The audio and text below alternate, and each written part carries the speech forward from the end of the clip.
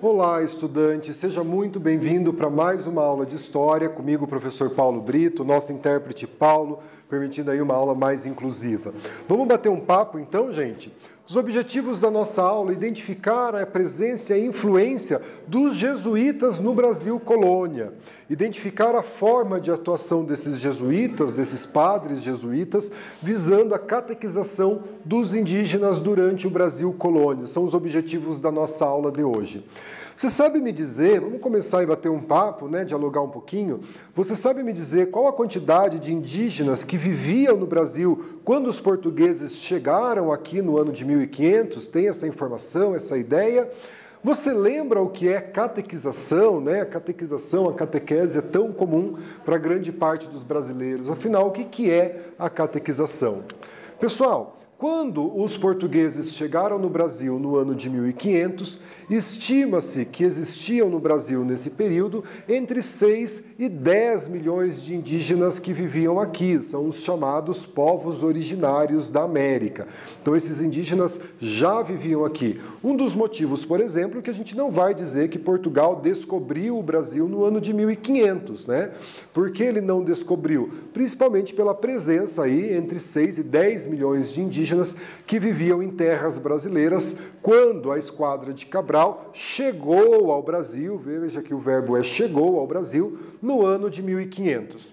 Em seguida dessa chegada dos portugueses, quando inicia-se o processo de colonização, os padres jesuítas são trazidos aqui para o Brasil, trazidos aqui para a América, com o objetivo de catequizar esses índios, de converter esses índios ao cristianismo católico. Isto é, né, vão evangelizar esses indígenas, vão impor a sua fé, a sua cultura para os indígenas que aqui já estavam desde antes da chegada dos portugueses. Com a chegada dos jesuítas no século XVI, no início do nosso processo de colonização, os indígenas, portanto, passam por esse processo de catequização, esse processo de evangelização, essa imposição feita para os indígenas da fé cristã católica pelos padres jesuítas. E aí, qual a sua opinião sobre essa imposição cultural religiosa? Você já se perguntou como os indígenas reagiram a essa evangelização? Será que é correto os portugueses trazerem os jesuítas chegarem aqui no ano de 1500 e impor, obrigar os indígenas a se converterem ao catolicismo?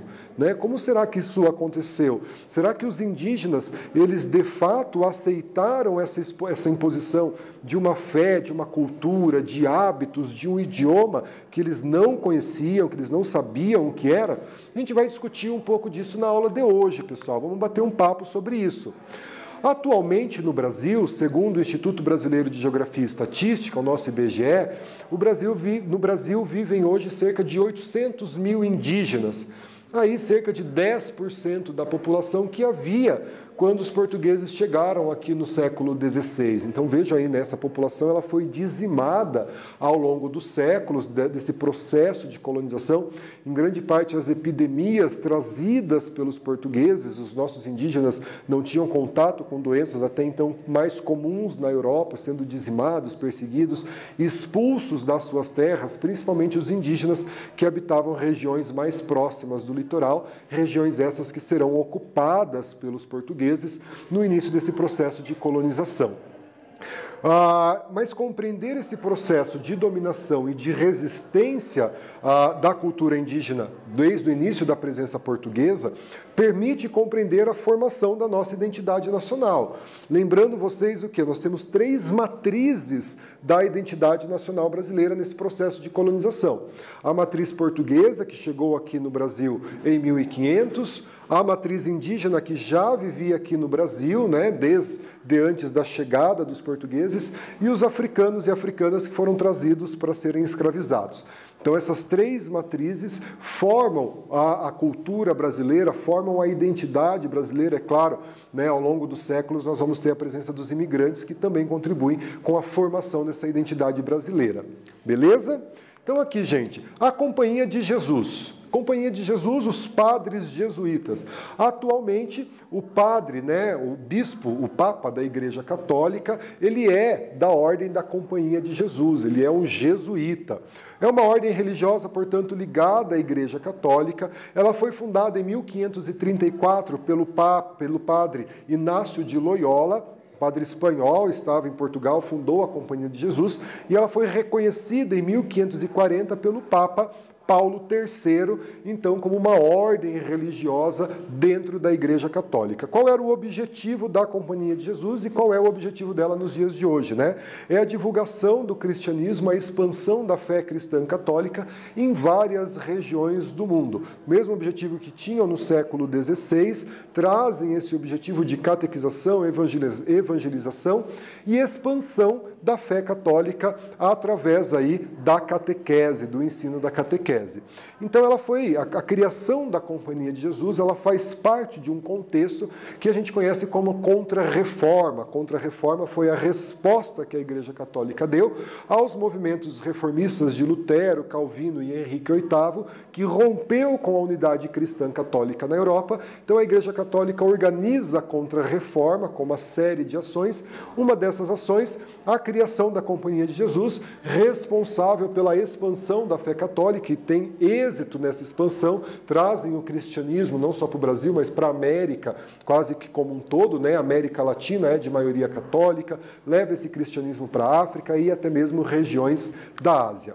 Os jesuítas no Brasil vão chegar em 1549, durante o governo do primeiro governo geral no Brasil, que era Tomé de Souza. Foram liderados aí por Manuel da Nóbrega, um padre jesuíta. Qual era a missão? Cristianizar os indígenas, zelar pela igreja e auxiliar na educação dos filhos dos colonos.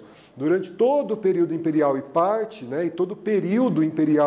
do período colonial, a educação brasileira esteve sob responsabilidade da Igreja Católica. Essa responsabilidade da Igreja Católica sobre a educação, ela vai ser rompida com a proclamação da República, quando o Brasil se torna um Estado laico. Então, aí, durante mais de 300, quase 400 anos, a educação brasileira estava a cargo da Igreja Católica, assim como a evangelização, a catequização dos indígenas e da educação dos filhos de colono. Aqui uma foto do José de Anchieta, um dos primeiros jesuítas que Inácio de Loyola vai enviar para a América, e ele vai trabalhar na catequização dos indígenas no Brasil. Pessoal, olha a nossa atividade aqui, um texto do padre Manuel da Nóbrega, do século XVI, ele disse o seguinte: se nos abraçarmos com alguns costumes deste gentil, os quais não são contra a nossa fé católica, para os atrair a deixarem os outros costumes essenciais e permitindo-lhes e aprovando-lhes estes, trabalhar por lhes tirar os outros. Gentil significa indígena. Responda às questões abaixo, a gente tem as questões aqui e a gente já volta com a correção desses exercícios.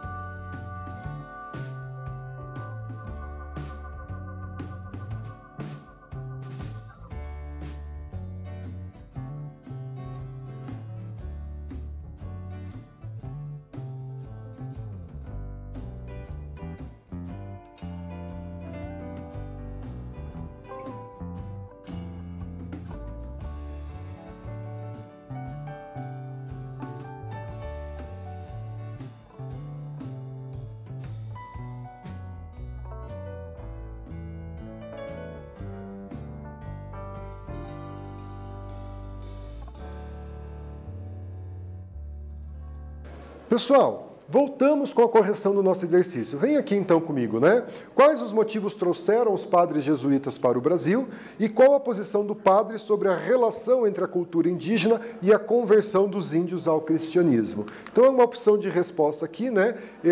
O que motivou os jesuítas para o Brasil, o auxílio no processo de colonização portuguesa e a necessidade de expandir a fé católica através da catequese dos indígenas neste contexto da reforma e da contra-reforma.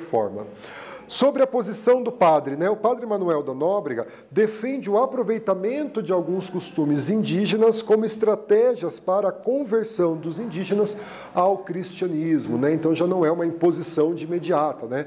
Vai aí tentar uma forma de se aproveitar, né, de esses costumes indígenas para assim fazer a catequese. Os jesuítas no Brasil, aqui a gente tem uma representação do padre Anchieta e do Manuel da Nóbrega em uma cabana Pindobuçu, né, uma reprodução de Benedito Calixto do século XX. Então vejam que a cabana indígena, né, que tinha a finalidade de moradia, ritual religioso dentro da cultura indígena, ela se torna, portanto, um altar religioso da fé cristã católica. Então os jesuítas vão impondo, né, a sua fé católica, vão catequizando esses indígenas e a tentativa de conversão desses indígenas para o catolicismo. Então inicialmente esses jesuítas se concentravam no litoral, vão fundar aí colégios e vilas, né, participam da fundação da cidade de São Paulo também.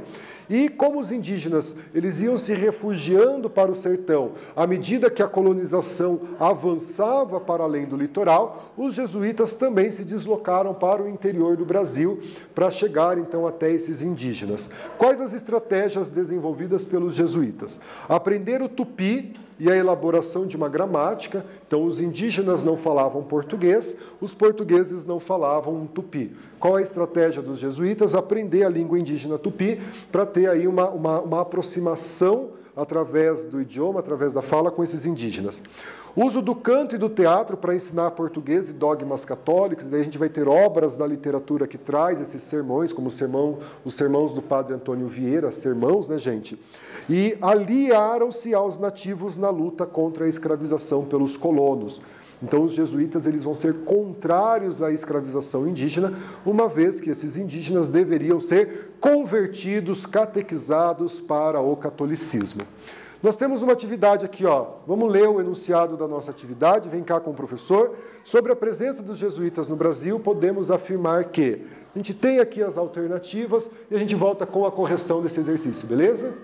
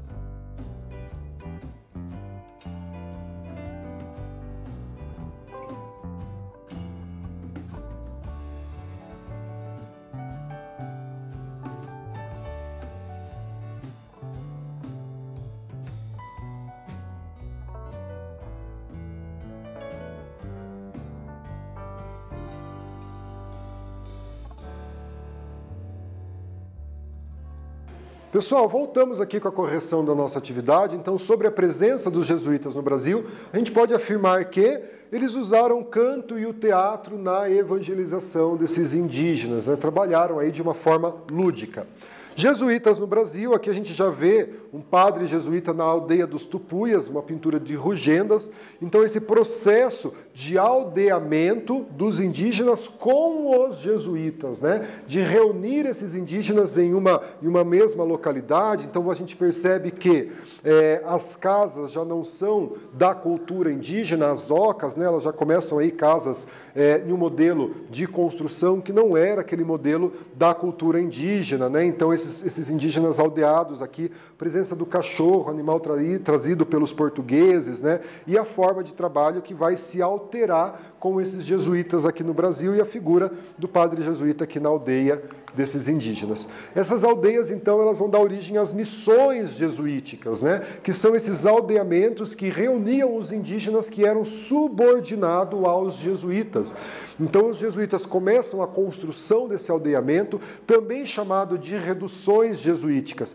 E aqui a ruína de uma missão jesuítica em São Miguel, no Rio Grande do Sul. Então, essas missões jesuíticas, elas tinham, né, o espaço principal era ocupado pela igreja, tinha onde os indígenas viviam, onde os padres viviam, onde acontecia a catequização, tinha as terras agricultáveis, então se formou um aldeamento indígena. Escreva aqui para vocês, plantavam mandiocas, frutas, hortaliças, outros vegetais, criavam animais, então fazem dessa aldeia, dessa missão jesuítica, dessa redução, um espaço de subsistência onde esses indígenas eram então catequizados, evangelizados e convertidos obrigatoriamente à fé cristã católica no século XVI, nesse contexto dos jesuítas aqui no Brasil.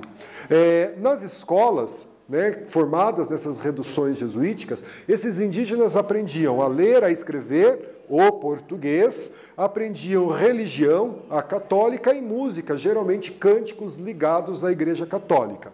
Combate aos costumes e crenças indígenas, então começam, né, essa conversão também cultural e um processo de aportuguesamento desses indígenas, de impor os hábitos culturais portugueses, a vestimenta, as roupas, o idioma, né, a usar talheres, então começam a imposição desses hábitos. E esses indígenas trabalhavam a partir dos 13 anos de idade, né? Aqui a gente tem um mapa dessa região que a princípio pertencia à Espanha, devido ao Tratado de Tordesilhas. É o mapa do nosso estado, o estado do Paraná, e aonde é indicado aqui em alguns triângulos verdes, é onde nós vamos ter as reduções jesuíticas aqui no Paraná. Então, nós também vamos ter essas reduções jesuíticas aqui. Qual era o divertimento dos indígenas? Através do artesanato e da música, desde que fosse música, né, introduzida pelos jesuítas de origem europeia, de origem portuguesa. Então, a resistência indígena. Será que esses indígenas eles aceitaram passivamente essa imposição da cultura? Eles vão resistir a isso, né? Então, muitos indígenas resistiam em fugas individuais ou coletivas das missões, se embrenhando nas matas, o que dificilmente seriam recapturados, porque eles conheciam os territórios e os jesuítas não. Revoltas e resistência ao trabalho, a relação do indígena com o trabalho é diferente, né? Então, durante muito tempo, os indígenas eles eram preguiçosos. Não eram preguiçosos. A relação que o indígena tem com o trabalho e com a natureza não é uma relação marcada pela questão mercantil. Ele não tira da natureza aquilo que vai além do que ele precisa para a sua subsistência. Então, se esse indígena vai pescar e ele precisa de um peixe para a sua alimentação, ele retira da natureza um peixe. Ele demorou meia hora para fazer essa pesca, então ele cumpriu a sua atividade, ele não precisa trabalhar o dia todo, pescando o dia todo e retirar 200 peixes do rio. Ele não tem essa ética comercial que os portugueses, os jesuítas trouxeram para o Brasil. Então essa é a resistência ao trabalho. E a catequização, por mais que ela foi imposta pelos jesuítas, ela não proporciona uma dominação plena. Ela cria uma cultura sincrética, fusão de elementos de culturas diferentes, formando uma nova cultura, mesclando, portanto, doutrinas cristãs e crenças indígenas, cruzes e os ídolos né, tanto a simbologia e os deuses presentes aqui no Brasil com os indígenas e aqueles trazidos pelos jesuítas. Pessoal, atividade aqui para a gente fazer sobre as missões jesuíticas e o aldeamento dos indígenas nas reduções jesuíticas, podemos afirmar que, marquem aqui a alternativa e a gente volta com a correção.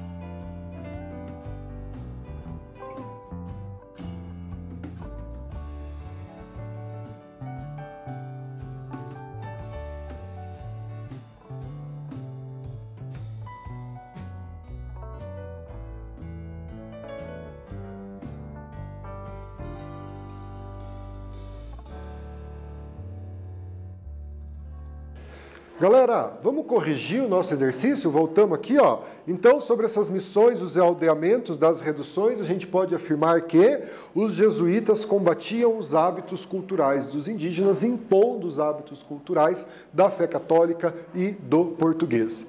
Gente, aqui na nossa retomada, os jesuítas chegaram ao Brasil no século XVI, no início da nossa colonização, em 1549, durante o governo do primeiro governo geral no Brasil, Tomé de Souza. Eles chegaram, desculpa, em 1549 aqui no Brasil, corrigindo a informação.